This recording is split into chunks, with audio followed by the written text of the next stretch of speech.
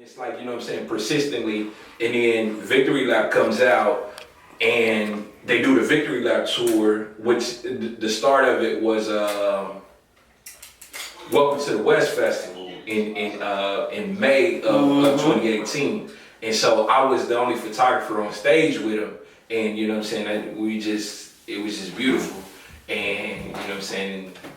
That's crazy. Tragically, he passed away. Just staying right there. Tragically, let me just ask all three of y'all, it don't matter who go first, just initial reaction when y'all first got the news. I don't know if y'all was scrolling, watching TV, when y'all found out the late, great Nipsey, unfortunately passed away.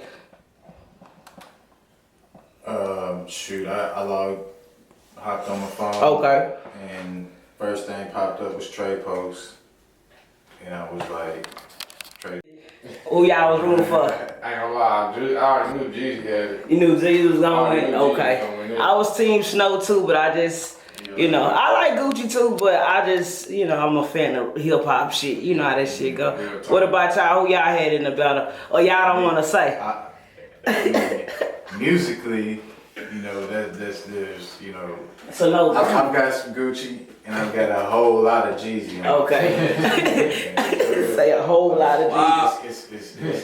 But Gucci is I admire. I think dirt. I think from a personality standpoint, he definitely won that. You know what I'm saying? Like I think personality wise, he did. Now, as far as growth and development and stuff like that, Jeezy definitely, displayed what he was there to display. Okay. And I mean, so I think that they came to the verses for different reasons. Oh, okay. You know what I'm saying? Because WAP didn't even play none of he was performing to Jeezy like, yo, bro. He told you, hey, I told you I wasn't gonna do it if I couldn't do the truth. I've just been waiting 15 years to do this. It's just like, yo, we smoking on Poopy Low tonight. It's just like, was that disrespectful, or he have every right to do that being there? Hey, look. Come on. Somebody's trying to kill you to beat his own forever. Okay. They all grown. That's why I said Gucci might have won on GP on everything, because being able to have a level of maturity to do that. Yeah. You got it. Hey. But I mean, what Jeezy was saying was right. This is for the culture. Right. We're showing them that, hey, you can beef with each other, or you can have a difference of opinion. Yeah. But when we come together musically, we're not gonna let the money get in the way, because I mean, like, hey, I just got on King Von just from listening to Mozzie Beyond Bulletproofly this year, and I love the young guy. Yeah. But now he's passed away.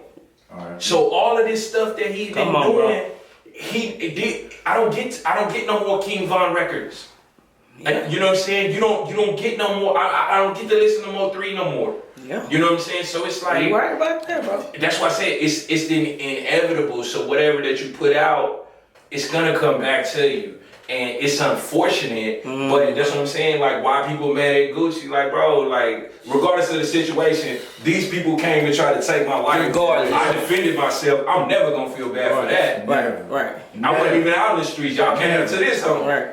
So I get it. It makes sense, man. I appreciate they dropped some gems on this whole Backstreet Record. So if y'all ain't take note off this one, I don't know what the fuck to tell y'all, man. Going back to the music though, Big Daddy Nate, man, what's the inspiration behind that? That's just reality, Okay. My father, and it comes from a couple generations back. My great grandfather, they call him Big Daddy. So that's another inspiration to that. And my mother says I kind of resemble him, and from a photo or two maybe. So okay, did you ever get to meet him? No, Okay. This is before my time, but that, and then I got kids. Okay. So okay. I'm a father, and a family man. So definitely, it's gonna reflect a lot of those kind of perspectives and introspectives that come along with that. I feel that. Then also we got Johnny Mantrill coming out with Mantrill Manifesto. Okay, talk about it a little bit.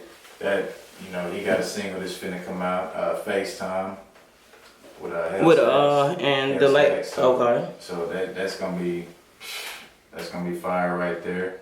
And Can I Live? Talk about that a little bit. Can I Live? We dropped that. That's the recent single from him and myself. We got Tre and Trill, so you can stream Spotify, Apple Music, Tre and Trill, Can I Live.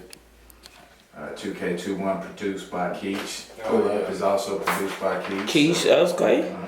Yeah, we're trying to keep it in the family and keep everything as independent as possible till the right situation presents itself. Man, I feel that Backstreet shit. This my last one. I know y'all was talking earlier off camera. Why do you guys, being that they say it's a young woman's industry, or whatever the case may be, why do you guys feel like CDs are still important?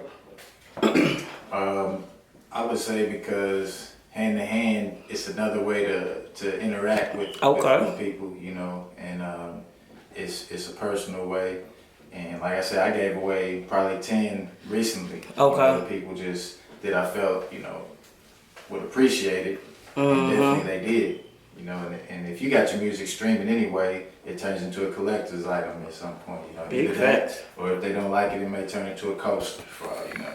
But, you don't determine that. You don't worry about that. You just you go for what you know, and everything else is gonna grow like it's supposed to. I feel that. So they are not a waste of money. It's still okay. Nah, most definitely. Cause like streaming, if you look at it from the artist standpoint, it really works in the label favor. Cause streaming is some bullshit. Like, how do you calculate the fraction of a 390? Come on, bro. No, how do you calculate the fraction of a cent?